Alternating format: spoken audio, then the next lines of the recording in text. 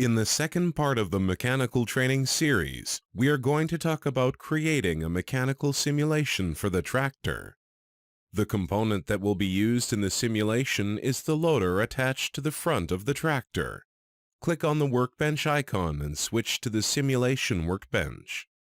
The Solid Creation window will appear. From this window, you can select which components to convert to solids. Converting an object to a solid turns it into a simulation-ready object. The Auto Detect Solids option will automatically convert all the components to solids based on their structure. You can also convert solid manually by selecting the objects from the tree to the left, and then converting them to single or multiple solids. Click on Auto Detect. As you can see, all the components in the 3D model have been converted to solids. Hovering over the tractor's components with the pointer will highlight them in red, indicating that they have been converted to solids and are ready to be simulated. But since we are only interested in simulating the loader attachment, go back to Solid Creation and delete all the solids that have been created. Now from the objects tree to the left, select all the components of the loader attachment. Then select Create Multiple Solids to convert each part to a separate solid. Click on End Solid Creation to proceed. If you hover over the model with the pointer, the only components that will be highlighted in red are the loader's components. Now we need to start adding joints to define the interaction between the loader's components. To connect the arm to the base of the loader, you need a type of joint that will allow the arm to rotate freely while still being attached to the base through the pivot. From the Links menu, select Revolute Joint. The Revolute joint creates a relation between the two solids where they are only allowed to rotate around a single defined axis. Click on the base to set it as Solid 1. Then click on the arm component attached to it to set it as Solid 2. Then click on one of the pin's rounded loops to define the location of the joint and the axis of rotation.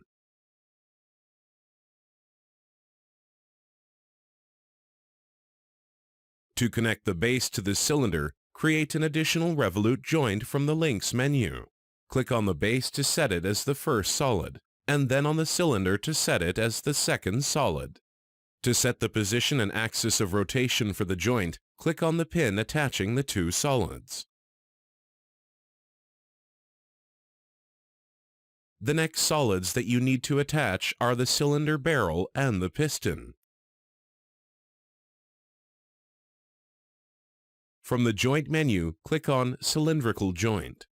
The cylindrical joint allows a solid to move in a single axis in relation to the second solid, without being able to rotate or deviate from that axis. Click on the cylinder to set it as the first solid, then on the piston rod to set it as the second solid. Now click on the loop at the end of the cylinder to set the axis of movement for the joint. To connect the piston rod to the arm at the other end, create a Revolute joint and attach the two solids as previously done.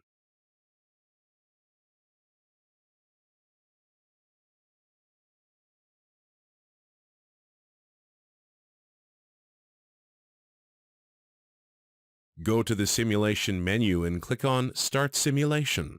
Notice that all the solids you create have fallen down, and the reason is gravity force. To solve this issue, you can either go to Parameters from the Simulation window and set the gravity to 0, or you can click on the base of the loader and lock it. Locking a solid will restrain it, rendering it immovable. And since it's connected to the other components via joints, the other components will also remain attached to the base.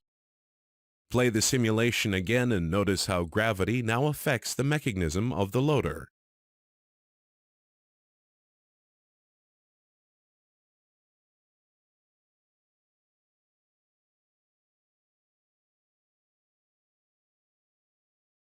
Proceed to connecting the other side of the loader's arm and mirror the joints you used earlier.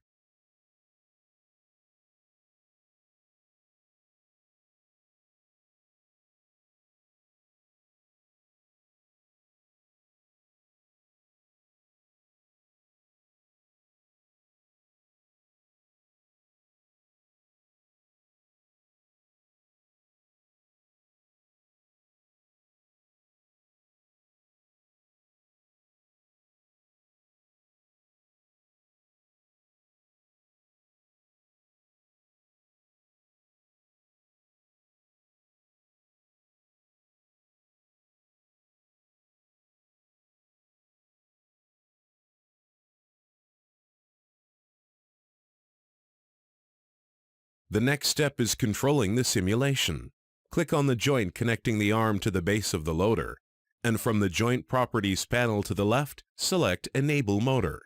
A motor generates a rotational force that you can use to simulate the movement of the loader attachment. You can set the control mode to rotation, speed, or torque, but since in this example we are interested in defining the position of the loader's bucket in relation to its pivot, set it to rotation. Click on the function editor to set the type function that will run the motor. There are different types of functions that you can use based on the type of mechanical simulation that you are running. In this example, a constant drive motor would be suitable. Select the constant and set its value to 0.4 rads and click OK. Now go to the simulation menu and click on Start to observe the simulation.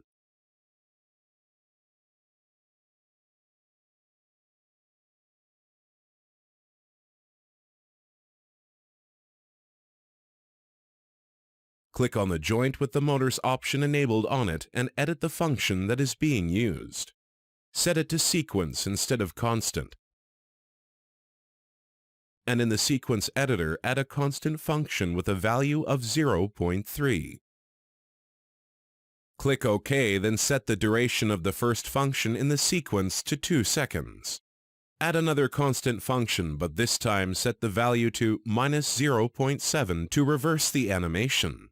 Now add a final function to the sequence with a value of 0 to reset the loader to its initial place.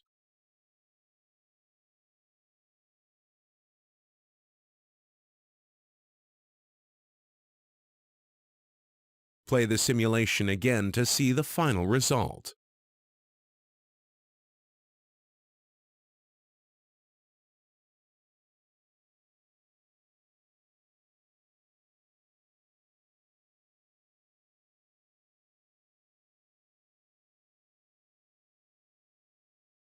An additional unique feature that SimLab Composer offers is interactive simulation.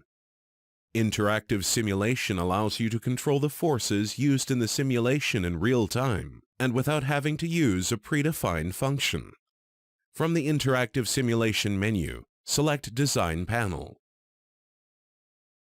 Click on the Add Channel button, then select the joint that we used earlier as a motor for the simulation.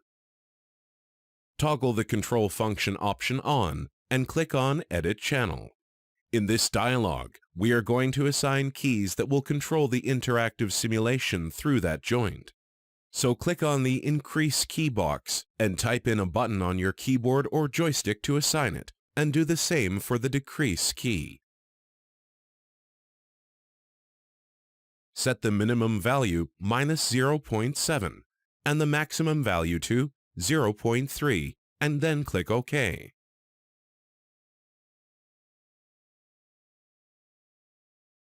From the Interactive Simulation window, click on Start. Using the key you previously assigned, you can now interactively move the loader up and down.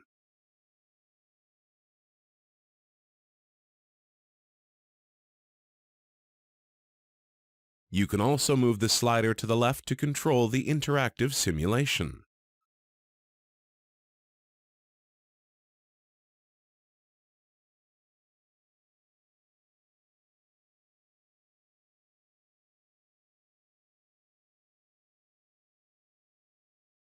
Click on the Simulation menu and run the simulation one last time. Notice how the interactive simulation is totally independent from the standard simulation, even though they both rely on the same joints connecting the components.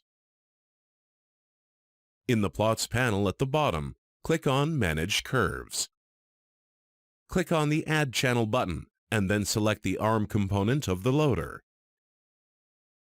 As you can see, a list of attributes is now displayed in the Curves Manager. Select the Z position and click OK. Play the simulation again. The plot viewer will now graph the attribute you selected earlier in real time throughout the simulation. You can add as many aspects of the simulation to numerically graph for the purposes of analyzing and studying the simulation.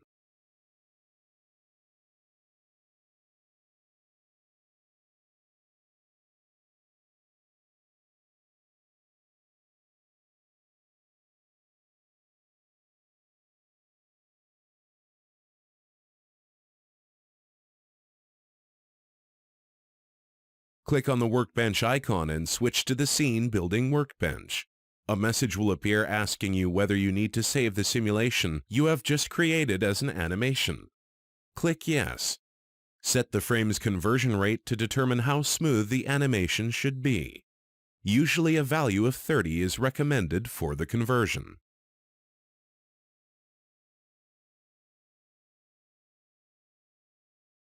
The simulation we have created earlier is now baked on frames over time as an animation and can be rendered as such. Converting a simulation to an animation allows you to export your results as a render output or in a 3D PDF file, or even incorporate it as a part of a VR experience. SimLab Composer's Simulation Workbench allows you to simulate sophisticated movement patterns easily. Powered by advanced mathematical calculations embedded in the simulation engine, analyzing and understanding advanced mechanisms has become an enjoyable process.